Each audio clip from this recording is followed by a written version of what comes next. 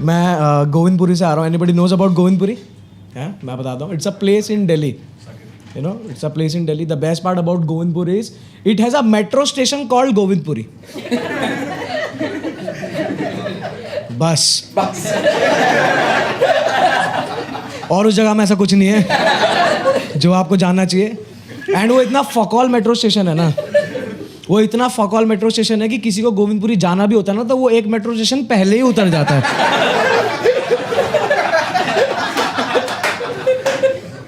कि पैदल घर जाएंगे लेकिन गोविंदपुरी नहीं जाना यार.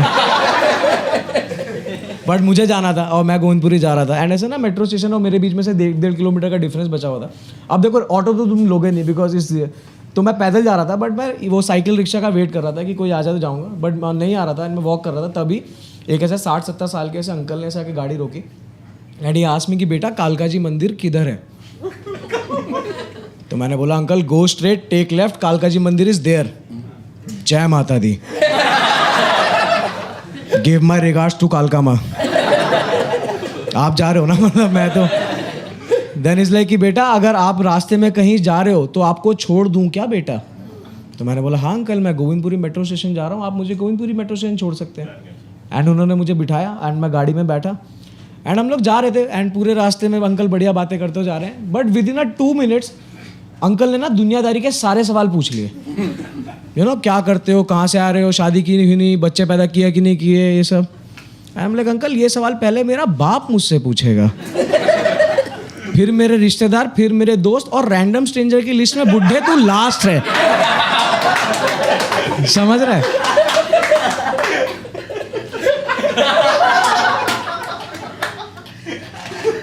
बट इन सवाल जवाब के बीच में आई रियलाइज कि बुढ़ा गियर नहीं बदल रहा है, मेरी जांग रगड़ रहा है.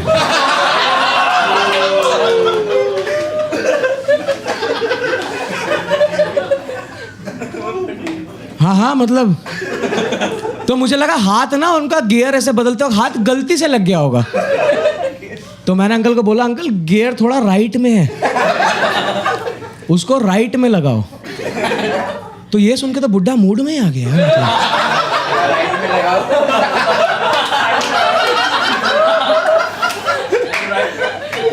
तो बुढ़ा और तेज रगड़ने लगे यार. मतलब हम लोग अंकल ये क्या कर रहे हो आप अंकल? देन इज लाइक बेटा एक पप्पी दे दे.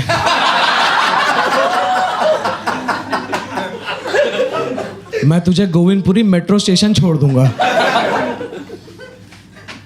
और जांग रगड़े ही जा रहे हैं. ये चल रहा है. तुम समझ रहे हो क्या हो रहा है? क्या हो रहा है बताओ? सिडक्शन. भाई मुझे वैसे तो पता नहीं लेकिन सिडक्शन में कंसेंट बहुत जरूरी चीज होती है. आपके लिए इजी करते हुए मैं इसको बता दूं, इसे मोलेस्टेशन कहते हैं मेरे दोस्त.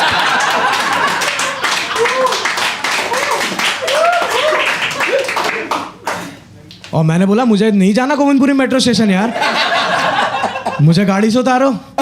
ये अब क्या कर रहे हो? एंड इज लाइक तू एक पप्पी दे तुझे गोविंदपुरी मेट्रो स्टेशन. मैं नहीं करनी. एंड तुम समझ रहे हो कि मैंने उसको बोला, मैंने कहा आपने गाड़ी में बिठाते टाइम बात छोड़ने की हुई थी, चोदने की नहीं हुई थी uncle.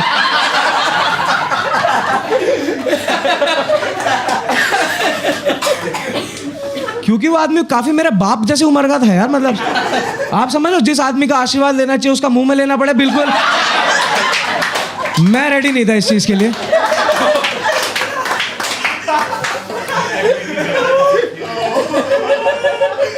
And to be very honest, being very honest with you guys, ठीक है, ये दैट मोमेंट आई रियलाइज कि दिल्ली को रेप कैपिटल ऐसे ही नहीं बोलते. ठीक है ना, ये मादरचोद मेहनत कर रहे हैं उसके लिए यार, दिन रात लगातार ऐसे बेझिझक ऐसे मतलब लगा हुआ है. अगर सही बता रहा हूँ, अगर तुम दिल्ली में छेड़खानी का ओलंपिक रखा, बुड्ढा 12 गोल्ड मेडल जीतेगा यार. ये उस शिद्दत से लग रहा है कि ऐसा मेरे को एक पप्पी दे गोविंदपुरी छोड़ूंगा. हम लाइक नहीं जाना. And you know being I am a Delhi dude, I am 27 मर्द. ठीक है, एक तो मेरे को ये सोच के समझ में आता है कि भैंचो मेरे साथ कैसे हो गया यार. क्योंकि जो लोग मोलेस्ट होते हैं उनको ये समझ में नहीं आता कि उनके साथ, क्योंकि मुझे आज तक कभी रियलाइज ही नहीं होता कि मेरे साथ ये हो सकता है. और ये बुढ़ा करेगा कोई, मतलब वो लगा हुआ है कि ऐसे कि एक पप्पी दे दे तुझे, मैं नहीं जा, मैं 27 साल का मर्द हूँ, ठीक है, दिल्ली में रहता हूँ, मुस्टंडा, एंड आई रियलाइज कि dude what can be the best defence mechanism for this. मैं बुड्ढे के एक मुक्का मारेंगे, बुड्ढे का मुंह बाहर निकाल देंगे शीशे से। यस, ये 70 साल का बुड्ढा मेरा क्या कर लेगा? मैं अंकल में देते 2 रख के। बट उस मोमेंट में मैंने वही किया जो आप में से कोई भी होता तो यही करता, मैं रो दिया।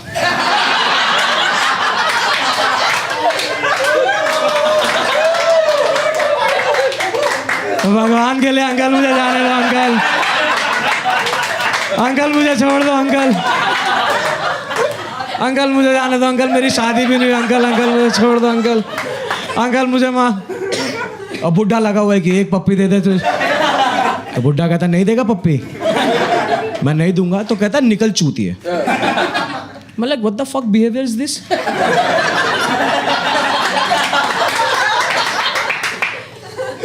मैं विक्टिम हूँ यार, मैं हल्ला मचाऊंगा, लोग आएंगे तेरे को मारेंगे, ऐसे होगा ना सीन। तो उसने मुझे उतार दिया और मैं रोते रोते गया गोविंदपुरी, और ऐसे पूरा मेट्रो में ऐसे रोता रोता जा रहा हूँ ऐसे ना। एंड ये समाज कैसा है, जब ऐसे समाज ऐसे मेट्रो में एक मोटा लड़का ऐसे रोते देखता है ना ऐसे, तो कभी नहीं ये रियलाइज होता है कि इसका कुछ गलत हुआ होगा। दो लेके चूते की बंदी छोड़ के गई होगी, बता रहा हूँ मैं। बट क्या है, मैं गया अपनी गर्लफ्रेंड के यहाँ पे, because that time I only having this thing in my mind कि she is the only person जो कि मुझे हैंडल कर सकती है। मैं उसको जाके सारी बातें बता रहा हूँ कि मेरे साथ ये हो गया, गलत हो गया, ऐसा सब किया है। देन उसने बोला कि अभी रुक जा, तो मैं पानी पिलाती हूँ। और फिर जैसे पानी वानी पी के ना मैं थोड़ा चुप हुआ, थोड़ा शांत हुआ, और जैसे थोड़ा शांत हुआ I start feeling happy, because she like making me comfortable and I feel comfortable. ऐसे एकदम अच्छा लग रहा था, वार्म हिसाब किताब, ऐसे वार्म हग्स में ना अच्छा लगता है। और जैसे मैं खुश हुआ, she kissed me on my lips. I'm like, what the fuck you did?